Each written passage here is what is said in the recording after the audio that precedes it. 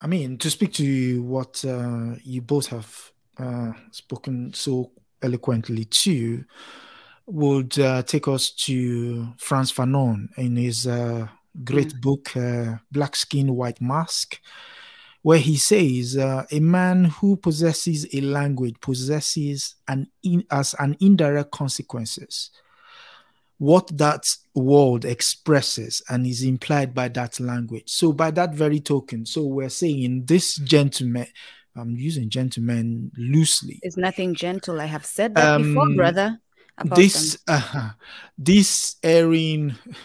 police officers, basically by the very token of putting on that uniform, embracing their badge, have invariably accepted the idea that they are going to do what everybody else has previously done in that uniform and what that uniform denotes.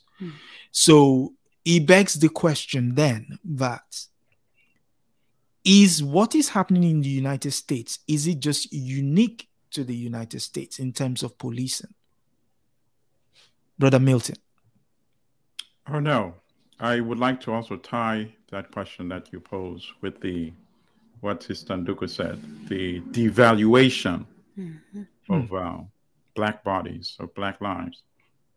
It not only affects Europeans or European Americans, but it affects the people that are also being devalued and demonized. You know, so often we become our own worst enemy, and we want to prove to the establishment that we are part of the system. Yes, we accept the notion that the barbarians need to be kept on the other side of the gate. So I'm a part of you, even though I may look physically like those same barbarians. I'm actually part of the enforcement force, and I'm not going to withhold back my allegiance. My allegiance is to the system. So don't ever second guess me or second doubt me, that even if you are not around in my presence, I will enforce the system, our rule, our function of keeping the barbarians down. And then when you combine that by the fact that many of us, due to succumbing to centuries and one generation after the other of demonization and its impact on us, so many of us actually do believe that people that look like us are less than human beings. And of course, with the standards of measuring who qualifies as a full human being, being a European, or the standards of Europeanness, you see? So now you have the ridiculous reality that even in our own African communities, the more one appears more, quote unquote, European or Europeanized, the more humanity is bestowed upon that individual. And that's why we also have the issue of colorism. You know, we can't dodge these issues, so that somebody who is less pigmented as an African is somehow seen to have much more positive attributes. And then it goes even further. If we look at the European historical writing of African peoples, Africans that have the thin noses, the thin lips, high cheekbones, are regarded as Europeanized Africans. And if you read the literature, in fact, and there's a chapter in my book where I discuss that, where the Maasai, the Wakavirondo, the Tutsi were regarded by Europeans as less Negroid and closer to them, and were somehow bestowed with more positive attributes. And this is from century and from generation to generation. And I'm glad you mentioned Fanon's book, because he does a good analysis in that, to the extent that he gives examples from back in the day, when Africans who came to study in France would pretend that they're from the Caribbean. Caribbean, yeah. Because by association, the Caribbean is seen as less African and less backward.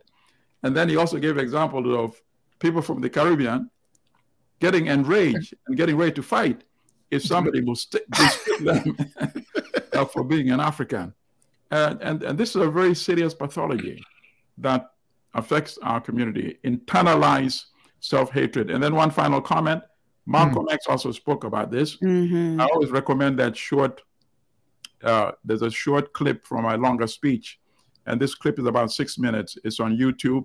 And if you go to YouTube and you search under, you can't hate the roots of a tree without hating the tree. Yes. And it gives an excellent summary of how Africa was demonized during European colonial rule and how it impacts African sisters and brothers in the United States. How none of us wanted to associate with Africa because it was depicted as savages, cannibals. And then he said, unconsciously, we didn't realize that by hating Africa, we were actually hating ourselves. Yeah. I mean, to speak to what you just said now with regards to the indoctrination of self-hatred led to the 1994 Rwanda genocide.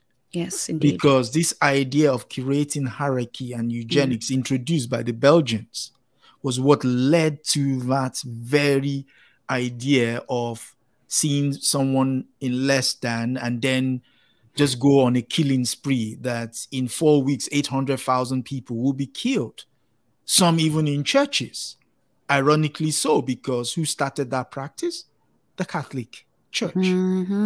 So the notion that this thing is not about money can also be, if you look in, I think it's, I'm not sure which days, I can't recollect now, which days Washington Post it is. There's a breakdown of the payout of police departments across the states, of how much they pay out in terms of claims that come from abuse of power. And here's the irony. There's even a breakdown of which officer racks off more, his actions have cost the department more. And those police officers are still on those particular forces. They are still on that forces. There is one so ridiculous. I think it's in New York. He cost the entire department about 114 million. But here's the worst thing of the points that you're making. Here's the worst part of it. All of this is factored in. So all these police departments sit with it's part of their budget. Exactly. Their numbers people, and they factor it in. So it's put in the budget. Just imagine that. Instead of saying we're going to have zero tolerance and eliminate this budget because we're going to ensure that the police don't abuse, don't kill people they're not supposed to be killing, don't commit these crimes. Instead of doing that, they negotiate to enhance the budget to pay out. So in fact, you're promoting these atrocities. I think if the money were to come from the paychecks of these police officers, I think that would really affect their behavior immediately. And which brings us to the reason